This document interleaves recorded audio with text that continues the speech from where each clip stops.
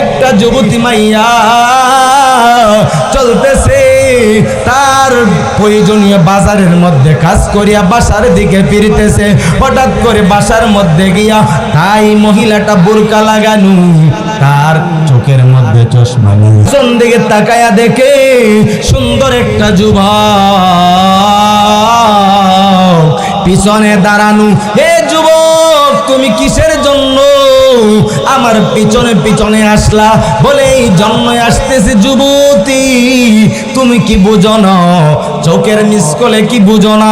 বলে কিসের চোখের মিসকল?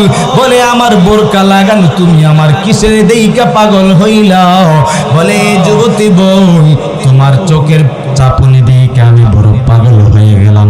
ওই যুবতী আল্লাহর বান্দি, আল্লাহর বড় আশিক, ঘরের মধ্যে ঢুকে আর বলে যুবক, বাহিরে একটা মিনিট অপেক্ষা করো, আমি তোমার হাদিয়াটা পাঠায়া দেই। ঘরের মধ্যে ঢুইকা এক আল্লাহর বান্দি খাদেমাকে ডাক দিয়া বলে, ফল কাটার মতো একটা ছুরি আমার হাতে দাও। ওই ফল কাটার মতো ছুরি হাতে নিয়া ওই যুবতী বান্দি দুইটা চক্ষুটাকে খুলে খাদেমকে বলে, দাও দাও।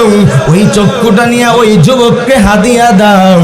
আর কান্না করে ডাক দিয়া বলে, ও আল্লাহ, আমার জীবনে কোন বেগানা কোন পুরুষের দিকে তাকাই নাই, যেই চক্ষু আমি রিজার্ভ করে রেখেছিলাম মাওলা আপনাকে দেখার জন্য।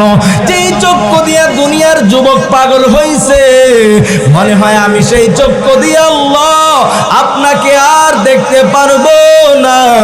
ওই যুবককে আমার দুইটা চক্ষু হাদিয়া দিয়া দিলাম। ও